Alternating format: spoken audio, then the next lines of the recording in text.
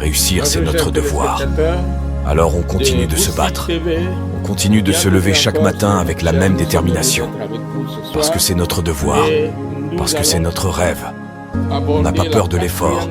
On n'a pas peur de la fatigue. Mais on a peur de ne pas essayer. C'est pour cela qu'on avance jour après jour, avec la conviction que nos efforts finiront par payer. On refuse de laisser les circonstances dicter notre destin. On refuse de croire que la pauvreté est notre destin. On se lève chaque jour avec l'envie de prouver qu'on peut changer les choses, qu'on peut transformer nos rêves en réalité. On ne veut pas être des spectateurs de notre propre vie. On veut en être les acteurs principaux. On se bat pour notre dignité, pour la fierté de nos familles, pour un avenir où l'on pourra enfin respirer, sans la peur constante de manque de moyens. On veut offrir à nos enfants une vie meilleure, un exemple de détermination et de réussite. On veut leur montrer que tout est possible quand on y met tout son cœur. Et surtout, on sait que c'est difficile, mais pas impossible. Si je veux construire une maison, je dois savoir quel est le type de maison, la taille de la maison que je voudrais construire. Et je travaille par rapport à ça. Donc, se fixer des objectifs spécifiques, mesurables, réalisables, pertinents. OK? Et des objectifs que l'on peut évaluer avec le temps. Ça va servir de feuille de route et ça va servir d'élément de motivation. OK? Pour que chaque fois vous dites « Ah, j'ai atteint tel niveau ». Puis vous vous applaudissez et vous fixez le prochain niveau que vous allez faire, ok, que vous allez aborder. C'est comme monter les escaliers.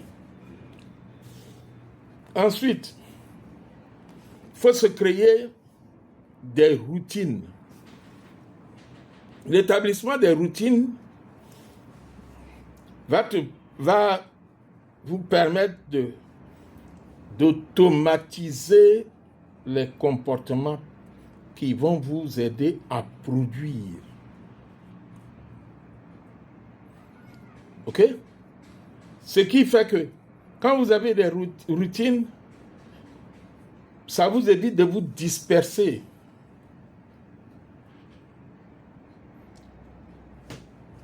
Je sais que pour avancer, je dois passer par telle route. Et je passe par là tous les jours parce que je sais pourquoi je passe par là.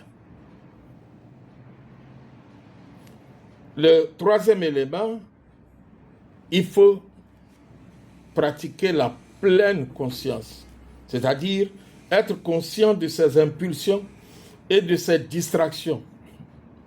Cela permet de choisir consciemment les actions disciplinées qui vont nous permettre d'atteindre nos objectifs. Si je me suis fixé comme objectif de terminer un travail aujourd'hui et qu'un ami vienne me dire « Ah, il y a un nouveau film qui passe au cinéma. Je passe le chercher ce soir pour qu'on y aille. » Tu sais que tu t'es fixé cet objectif. Et donc, tu t'autodisciplines. Tu lui dis « Ah, vraiment, je suis désolé, j'ai un autre programme aujourd'hui. » OK? Très bien. Le quatrième élément, c'est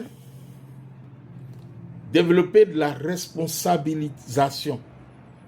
Partager tes objectifs avec d'autres personnes qui peuvent vous aider à rendre compte de vos actions et de vos progrès. Si c'est votre personnel, votre équipe, il n'y a pas de souci. Mais il faut partager des responsabilités.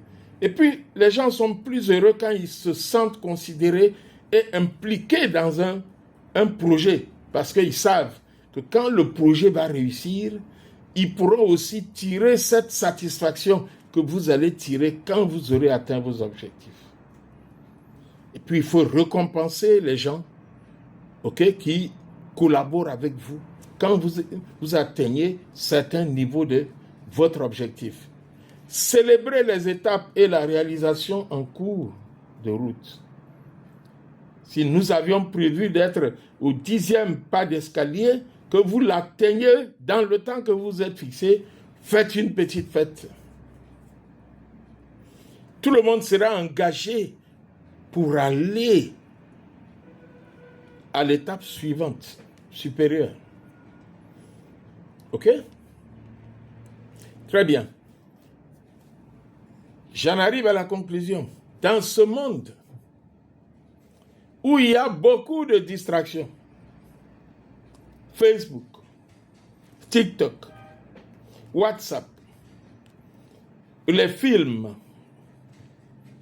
eh bien, si vous n'avez pas décidé de vous autodiscipliner, et si vous n'êtes pas autodiscipliné, vous êtes sûr que vous ne pourrez pas vous concentrer. OK? Et vous n'aurez pas la détermination pour réussir. L'autodiscipline est vraiment l'ingrédient clé qui sépare ceux qui se contentent de rêver de ceux qui transforment leurs rêves en réalité. Où est-ce que tu te trouves? En cultivant l'autodiscipline, tu peux libérer ton potentiel, surmonter les obstacles et tracer la voie de la réussite dans tous les aspects de ta vie. Boostich voudrait te faire voir autrement, percevoir autrement et agir autrement. Et donc, si tu n'étais pas autodiscipliné, il faut cultiver l'autodiscipline. Merci pour votre attention et nous avons donc terminé avec l'autodiscipline et j'espère que ces vidéos vous ont été utiles. Vous étiez sur Boostich TV. Voir autrement, percevoir autrement et agir autrement. À bientôt. Bye bye.